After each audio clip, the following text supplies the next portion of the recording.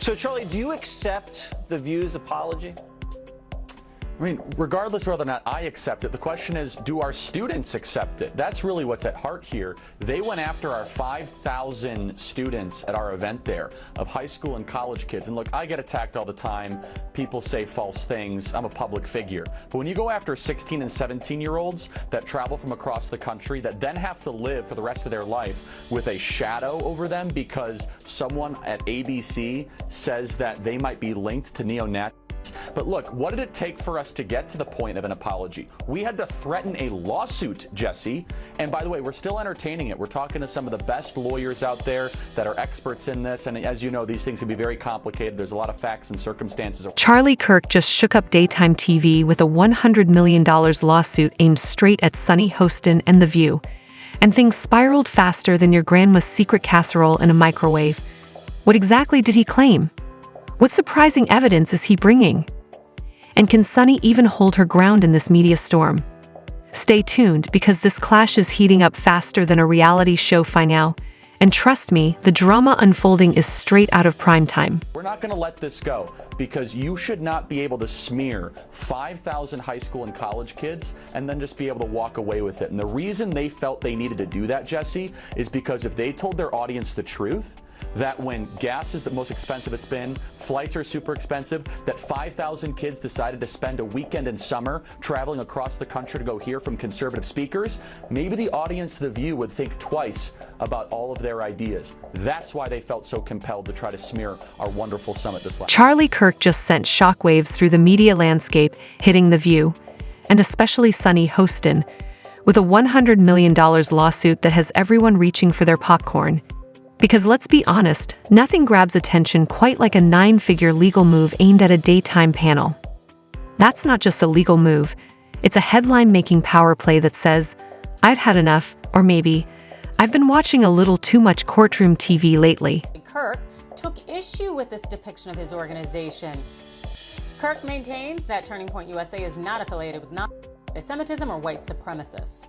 In a strongly worded tweet, the 28-year-old stated, "Talking to lawyers, many think we have a strong case. You cannot smear minors as and get away with it. It impacts them for the rest of their life. Hashtag sue the View." That's when TPUSA went all in. The organization changed its profile pic on Twitter to hashtag sue the View, posted a number of tweets condemning The View and demanding an... Let's break down this high-stakes clash without diving into the usual complicated legal lingo, shall we?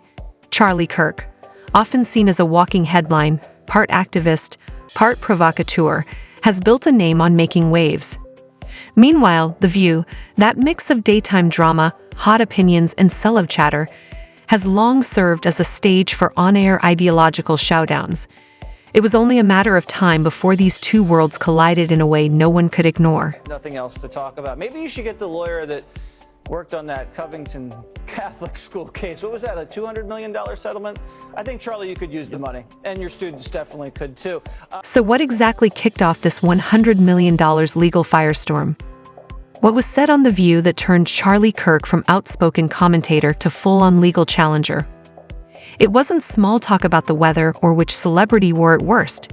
It was a heavy mix of pointed claims, strong opinions, and a wave of criticism aimed directly at Kirk and his platform, Turning Point USA.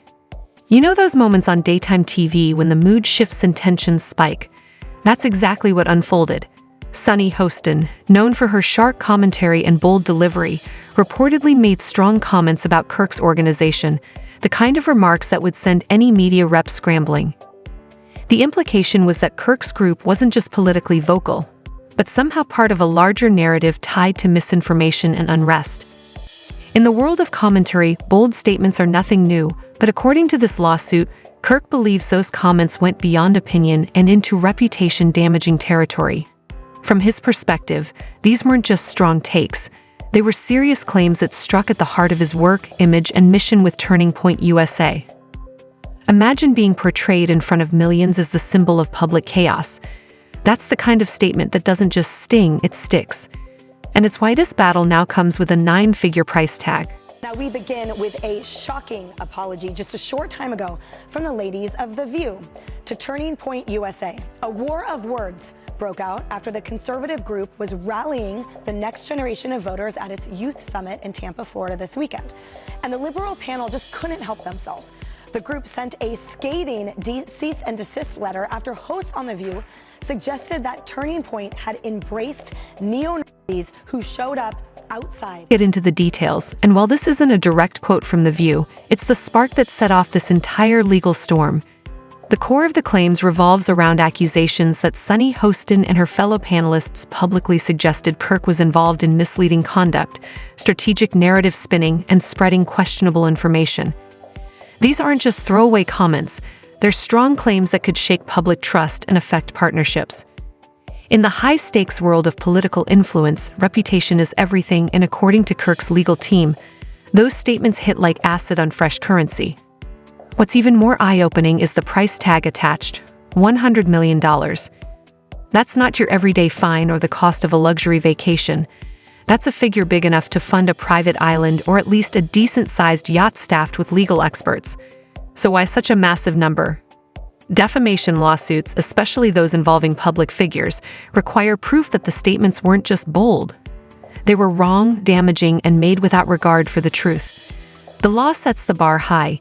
You have to show real harm and intent, which is why most of these cases settle quietly and never see a jury. Courts usually prefer to avoid turning these conflicts into media circuses. They clog the system and rarely offer anyone a clear victory.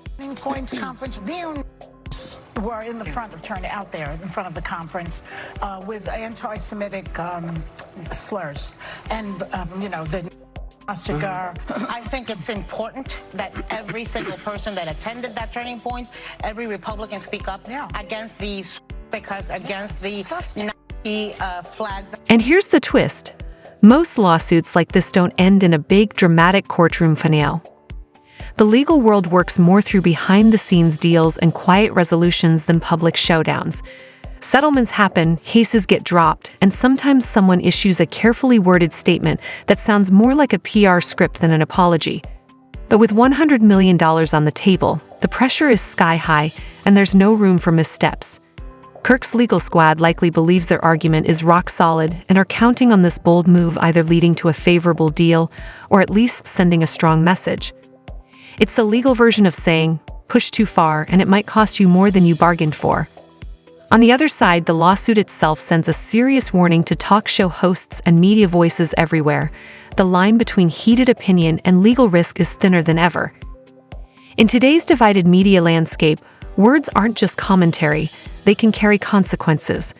Now, with legal teams prepping and cameras watching, the big question is what comes next. Will The View quietly settle? Will Kirk's side get what they want? Or are we headed for a legal showdown that could outshine anything seen on daytime TV? So on Monday, we talked about the fact that there were openly demonstrators outside the Florida Student Action Summit of the Turning Point USA group. We want to make clear that these demonstrators were gathered outside the event and that they were not invited or endorsed by Turning Point USA. A Turning Point USA spokesman said the group, quote, 100% condemns those ideologies, and said Turning Point USA security tried to remove the neo-Nazis from the area but could not because they were on public property. Also, Turning Point USA wanted us to clarify that this was a Turning Point USA summit and not a Republican Party event. So we apologize for anything we said that may have been unclear on these. One thing's for sure, this legal showdown has everything: big money, bold headlines, media attention, and just enough drama to keep even the most jaded viewer glued to the screen. This isn't just any lawsuit. It's a full-blown spectacle, dressed in courtroom talk, seasoned with political sparks, and topped with a big "did that actually happen" moment. And here's the twist. When Charlie Kirk dropped that $100 million legal bombshell, you'd expect The View to fire back, right? Maybe a sharp statement, a confident reply, or at the very least, a side-eye captured live for the cameras. But nope, complete silence. Crickets. It was either the calm before the storm or a planned pause while the legal wheels turned behind the scenes. No headline-grabbing rebuttals, no cryptic tweets, not even a clever one-liner. Sunny Hostin and The View seemed to be ignoring the huge legal storyline like it was just another Monday's script. Meanwhile, social media went into overdrive. Twitter turned into a comedy club. Meme pages fired up their engines, and late-night shows practically begged for a spin-off special covering just this drama. Some viewers called it a legal soap opera. Others joked that it was the most expensive segment The View has ever aired. Welcome back. In Monday's conversation about Turning Point USA, I put the young people at the conference in the same category as the protesters outside. And I don't like it when people make assumptions about me. And it's not any better when I make assumptions about other people, which I did. So, my bad. I'm sorry. Okay. So, the state, the U.S. Over the week. But let's pull back and look at the bigger picture. Why is this more than just another headline-grabbing case? What does it say about a world where political rivalries leave the screen and land straight into legal territory faster than you can say media storm? This isn't only about reputation or who said what. It reflects a climate where public debates are so intense, even casual commentary can trigger courtroom action. It's the messy crossroad of personal expression, high-stakes media, and political drama, where everyone wants the last word and the moral edge. But things often spiral into who can make the boldest move. And here's the wild twist. Lawsuits like this one don't just create buzz, they also make people think twice before speaking. When a comment during a TV discussion can lead to a $100 million legal demand, it begs the question, will anyone be bold enough to speak freely without running it by legal advisors first? Is this about real damage or just raising the stakes so high that people go silent? Or worse, turn up the drama because that's what pulls in the clicks, the streams, and yes, the lawsuits. So what's your take? Is Charlie Kirk's legal power play a real stand for his name? Or just another headline-ready political move in a suit and tie? Weekend, Turning Point USA hosted a riveting event in Tampa, Florida called the Student Action Summit. Outside of the event were individuals waving flags and engaged in other activities. Well, on Monday's show, members of The View made a few comments about it. The conservative group Turning Point USA has condemned the group of neo and said they have nothing to do with the organization. Yeah, but where was DeSantis is what I want to know. But you let them in. President, open the You let them in and you knew what they were. Right. So you are... One thing's for sure, this isn't just some legal back and forth, it's a full-on media storm pulling political tension and talk show chaos straight into the spotlight, with all the grace of a marching band in a library. And trust me, you'll want to keep watching. So what sparked this $100 million legal drama? Turns out, Charlie Kirk wasn't too thrilled with certain bold remarks made during an episode of The View. In his view, the commentary didn't just express opinions, it crossed into the danger zone of harming his public image. Now, defamation may sound like a stuffy legal term, but it basically means, you said something that caused damage, and now I'm taking action. And when that action comes with a $100 million price tag, you know this isn't just some heated disagreement, it's a calculated legal counterstrike. But here's where things really heat up. Kirk's legal team isn't just making a quiet complaint. They're rolling out a case that reads like a dramatic script. We're talking serious accusations, ignoring facts, damaging someone's name, and publicly creating a storm that could stain a reputation. This isn't a small debate over differing views. This feels like a warning shot to anyone watching. There may be limits to what you can say live on air without major consequences. Her disgusting, gross elitism and her complete out-of-touch nature with respect to the rest of the world. Sunny Hostin goes on The View and decides now would be a great time to dump all over the so-called uneducated. What we did not have is white women who voted about 52%, right, for Donald Trump. Uneducated white women, is my understanding. You have Latino men, actually, voting more for him. And you have, and black men was not the story. We're not the story here because they voted almost 80% for the vice president. Right. Just because you didn't go to college doesn't mean you're stupid, and it doesn't mean that you don't have wisdom. You can go to college and get a bunch of irrelevant facts about how men can allegedly give birth or whatever they Of course, lawsuits like this don't usually end in a dramatic courtroom face-off like you'd see in a primetime legal series. More often, they wrap up behind the scenes with a deal or quietly disappear with a legal motion. But this time, with so much cash and media buzz on the table, the pressure is sky high. It's like a major poker game where everyone's holding their cards tight. No one wants to fold, and the audience can't look away. The public response? A full-blown mix of surprise, online laughs, and wait, did that really happen energy. Social media lit up fast, with commentaries, memes, and late-night shows diving in to break it all down. For once, a lawsuit didn't collect dust. It sparked major reactions, with hot takes spreading faster than news on a summer afternoon. But this isn't just about strong opinions or media headlines.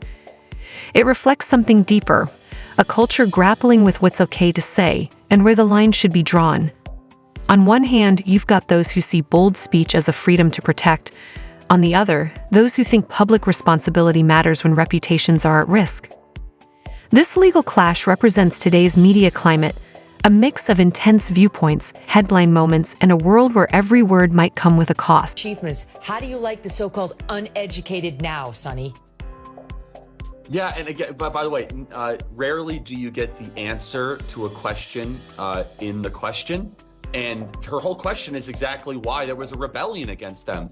Yes. Listen, just because you didn't go to college doesn't mean you're stupid, and it doesn't mean that you don't have wisdom. I always differentiate between knowledge and wisdom. You can go to college and get a bunch of irrelevant facts about how men can allegedly give birth or whatever they teach. I mean, or about North African lesbian poetry. Okay, that's fine. So what happens next? Will this lawsuit collapse under its own weight, or will Charlie Kirk walk away with a win, waving a giant check and a headline-making grin? Or maybe it'll become one of those unforgettable media moments that slowly fade into background chatter, a cautionary tale about what happens when legal action meets live TV. Whatever the outcome, one thing's crystal clear: this story is nowhere near finished. Keep watching, because when there's $100 million on the line, you're not just looking at a legal battle. You're watching a full-blown saga, packed with more unexpected twists, shocking reveals, and dramatic highs than your average soap opera. And if nothing else, let this be a reminder. Sometimes, the biggest showdowns don't happen in courtrooms or at political rallies. They play out under studio lights, where the loudest voices and boldest moves turn into headline history. Sonny, you guys thought that abortion was going to be this like quasi-zealot religious issue? I'm pro-life. If people in the audience aren't, that's fine. What I'm saying though, what gives me promise, and I think we can all agree on this, is that there are other issues that should animate and drive our politics other than this very divisive one. And I was really encouraged by that, Megan. Very encouraged, because the media was forcing this as an up or down vote on a referendum on a highly complicated, very emotional, very personal issue. And it turned out the American people were like, yeah, actually, these other 6 things matter. So what happens next? Will this lawsuit collapse under its own weight, or will Charlie Kirk walk away with a win, waving a giant check and a headline-making grin? Or maybe it'll become one of those unforgettable media moments that slowly fade into background chatter, a cautionary tale about what happens when legal action meets live TV. Whatever the outcome, one thing's crystal clear: this story is nowhere near finished. Keep watching, because when there's $100 million on the line, you're not just looking at a legal battle. You're watching a full-blown saga, packed with more unexpected twists, shocking reveals, and dramatic highs than your average soap opera. And if nothing else, let this be a reminder. Sometimes, the biggest showdowns don't happen in courtrooms or at political rallies. They play out under studio lights, where the loudest voices and boldest moves